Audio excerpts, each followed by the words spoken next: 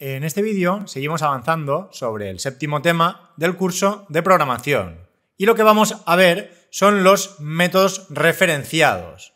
Esto supone una alternativa a las expresiones lambda que vimos en el vídeo anterior del curso. Mientras que en una expresión lambda directamente debemos programar esa expresión, con un método referenciado lo que realmente hacemos es, como su propio nombre indica, hacer referencia a un método. Entonces ese método estará ya programado y simplemente estaremos indicando que se debe utilizar ese método en concreto.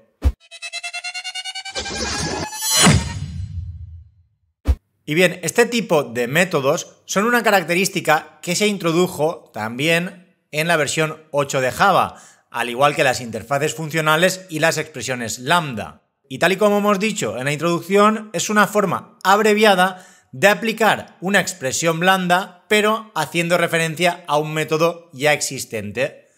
Y este tipo de métodos son útiles por distintas razones. En primer lugar, son más legibles, ya que permiten una sintaxis más concisa a una expresión lambda. Mientras que esa expresión lambda debemos analizarla para saber qué hace, en este caso lo que tenemos es el nombre de un método. Entonces, si ese método tiene un nombre significativo, pues ya sabemos realmente cuál va a ser su función. Además, este tipo de métodos promueven la reutilización de código, ya que al hacer referencia a un método que ya ha sido probado y optimizado, evita la duplicación de código, ya que si, por ejemplo, quisiéramos aplicar una expresión lambda en dos clases de dos paquetes distintos, si quisiéramos hacer algún cambio, lo deberíamos hacer en esas dos clases. En cambio, si hacen referencia a un método de una clase, si hacemos alguna modificación sobre ese método, únicamente lo debemos cambiar en un lugar. Por ello, en muchas ocasiones es mejor utilizar este tipo de métodos referenciados. Aunque, tal y como comenté ya en el vídeo anterior, hay ocasiones en las cuales puede ser útil una expresión lambda y no tener que crear ese método en concreto, ya que en ocasiones puede que ese método no sepamos en qué clase incluirlo, o que esa expresión lambda únicamente la vayamos a ejecutar una vez. Entonces, dependiendo del caso, utilizaremos o una expresión lambda o un método referenciado. De todos modos, vamos a ver muchos ejemplos de ambos casos. Además, también son útiles porque facilitan la refactorización, ya que cualquier cambio en la implementación de ese método referenciado se reflejará automáticamente en todos aquellos lugares donde se utilice ese método referenciado. Y además, algo también importante es la interoperabilidad con interfaces funcionales. Esto nos permitirá combinarlos con la API de Stream, que veremos a partir del siguiente vídeo, y con otras bibliotecas que admiten programación funcional. Esto lo entenderéis mejor cuando vayamos viendo ejemplos. Y bien, pasemos a la siguiente diapositiva, donde podemos ver los distintos tipos de métodos referenciados. En concreto, hay 4 tipos. El primer tipo es cuando hacemos referencia a un método estático. En este caso, la sintaxis que utilizaremos es nombre de la clase, dos puntos, nombre del método estático. Aquí en este primer ejemplo, en la parte a la derecha del igual, tenemos ese método referenciado. Estamos haciendo referencia al método estático parseInt de la clase integer. En segundo lugar, tendríamos un método referenciado, el cual hace referencia a un método de instancia. La diferencia es que en este caso nos hará falta una instancia de ese objeto para poder utilizar el método. La sintaxis sería nombre de ese objeto, dos puntos, nombre del método de instancia. Aquí en este ejemplo, como podéis ver, he puesto string en minúscula, haciendo referencia a que realmente esto sería una variable de tipo string que se llama string. Entonces, a través de esa instancia, de ese objeto de la clase string que se llama string, hacemos referencia al método length. En tercer lugar, tendríamos una referencia a un método de instancia, pero de un objeto arbitrario de un tipo particular. La diferencia es que la sintaxis en este caso es primero nombre de la clase y luego nombre del método de instancia.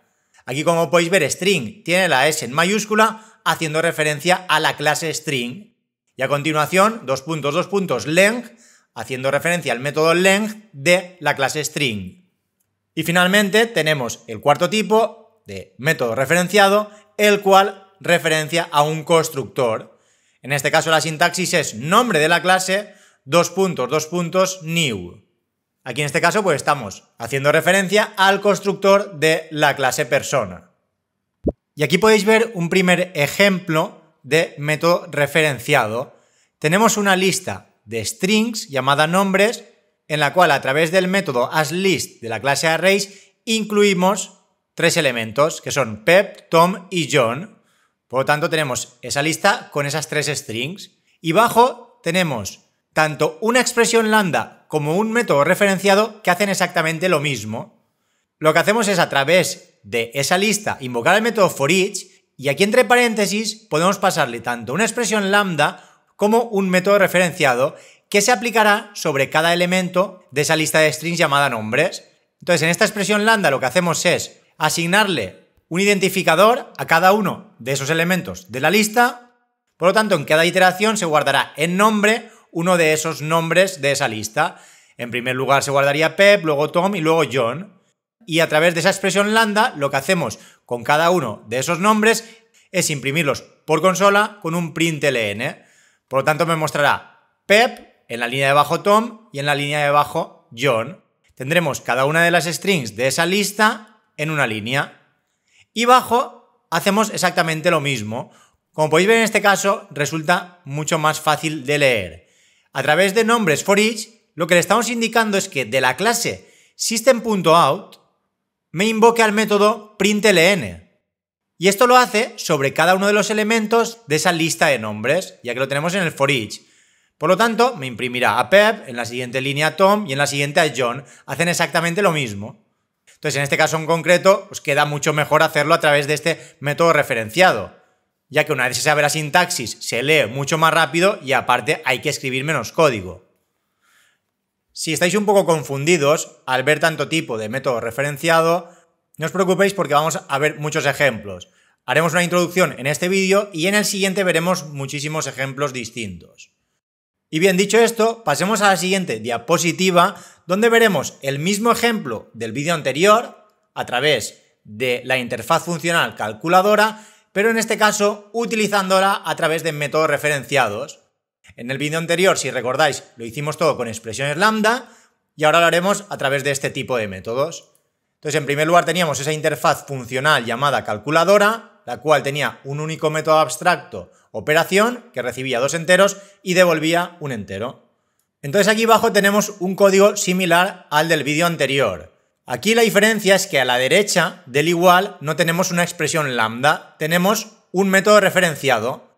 Y en este caso lo que estamos indicándole es primero el nombre de la clase y a continuación el nombre del método. Por ello, dentro de la clase ejemplo métodos referenciados deberá existir tanto el método suma como el método resta, como multiplicación, división, cuadrado suma y complejo. Estos métodos deberán recibir cada uno de ellos 2 enteros y a su vez devolver un entero, ya que le estamos asignando este método referenciado a una instancia de una clase que implementa la interfaz funcional calculadora. Entonces a cada una de estas instancias le asociamos uno de los métodos incluidos en la clase ejemplo métodos referenciados, y esto me servirá pues para tener sumas, restas, multiplicaciones, divisiones, el cuadrado de una suma y ese cálculo complejo que vimos también en el último vídeo.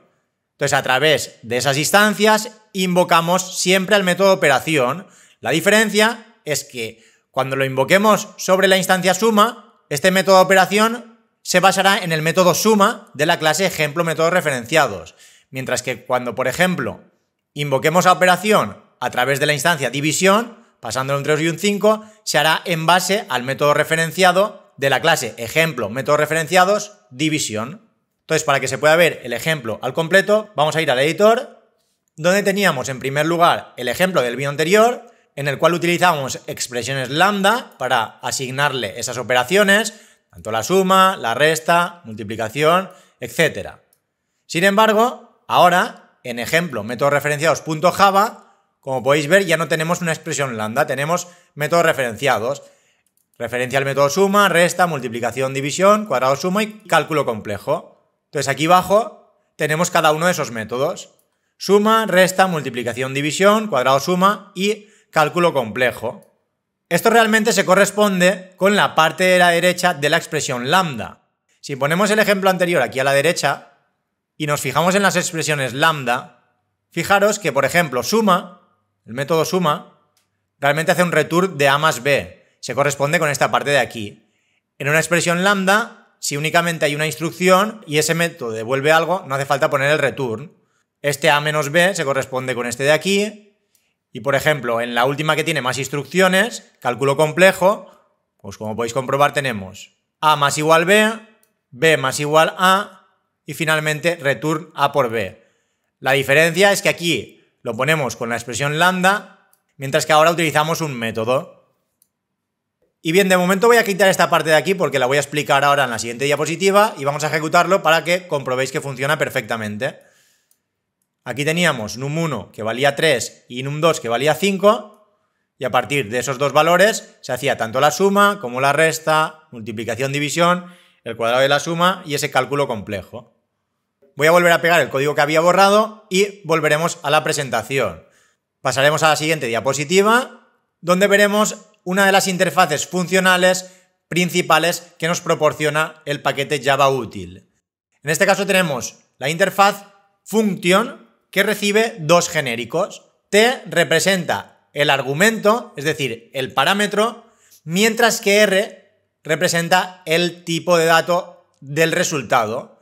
Esta interfaz es muy útil ya que nos permite realizar operaciones de transformación en strings y en colecciones. Por ejemplo, nos permitiría convertir una string a un entero o una persona a una string, cualquier combinación que nos resulte útil en nuestro código. Y para ello utilizamos el único método abstracto que tiene esta interfaz, llamado apply, el cual se utiliza para aplicar esa transformación. Entonces, a través de una instancia de T, devolveremos una instancia de R. Aquí tendríamos la declaración de ese método, como podéis comprobar, recibe un T y devuelve un R. Como ya sabéis, los genéricos pueden ser cualquier tipo de objeto, ya sean objetos de tipo primitivo, como un integer o un double, o cualquier otra clase que nosotros hayamos creado. Aquí tenemos dos ejemplos sencillos para que se entienda el funcionamiento de esta interfaz funcional. En primer lugar, estamos implementando esta interfaz funcional a través de una string que será el tipo de dato que recibiremos y a continuación este integer nos indica el tipo devuelto por esta interfaz funcional. Entonces, en este caso le estamos indicando que se llamará longitud cadena y le asignaremos el método referenciado length de la clase string. Entonces, ¿esto para qué sirve? Para convertir una string en la cantidad de caracteres que tiene esa string. Si vamos aquí abajo, declaramos una variable de tipo entero llamada longitud y a esa variable le asignaremos el resultado de aplicar ese método a longitud cadena. Aquí fijaros que el apply, este de aquí, recibe una string, que es el primer tipo, pero devuelve un entero. Por ello podemos asignar el resultado de este método a un entero, ya que es lo que me devuelve el método apply asociado a esta interfaz funcional. Recibe un string como parámetro y devuelve un entero. Con ello nos estamos guardando la longitud de la cadena hola, mundo con la admiración. Y aquí tenemos otro ejemplo en el cual recibe un entero y devuelve un entero. En este caso le llamamos cuadrado y le asignamos una expresión lambda. Al igual que asignamos un método referenciado, también podemos hacerlo con expresiones lambda. Como podéis ver, en este caso, pues no tendría mucho sentido crear un método únicamente para esto, ya que lo único que hacemos es recibir un entero y devolver un entero. Ese entero realmente estará devuelto al cuadrado. Entonces, cuando sobre cuadrado invoquemos al método apply pasándole un entero, en este caso longitud, que es la longitud de la cadena, lo que hará será devolvernos esa longitud al cuadrado en un entero, ya que esta segunda parte, el genérico R, también es un entero. Por ello podemos guardar en cuadrado longitud un entero que será la longitud de la cadena hola mundo al cuadrado. Y finalmente estos dos println pues lo que hacen es imprimir la longitud de la cadena y el cuadrado de la longitud de esa cadena. Y bien, ya para terminar veamos este mismo ejemplo en Visual Studio Code. Para ello volveremos al editor y aquí abajo pues tenemos ese código. Si lo ejecutamos, pues podemos comprobar que la longitud de la cadena hola mundo es 12 y el cuadrado de 12 es 144. Si en vez de hola mundo le ponemos hola y lo volvemos a ejecutar, la longitud de la cadena es 4 y el cuadrado es 16. Y bien, de momento lo vamos a dejar aquí y ya en el siguiente vídeo empezaremos con la API de Stream en Java. Esta API, como veréis, es especialmente útil para trabajar con colecciones y nos permite de forma muy rápida y eficiente manipular y transformar esas colecciones. Y además, a su vez, pues veremos todo tipo de ejemplos de métodos referenciados y expresiones lambda. Pero bueno, eso como digo ya a partir del siguiente vídeo.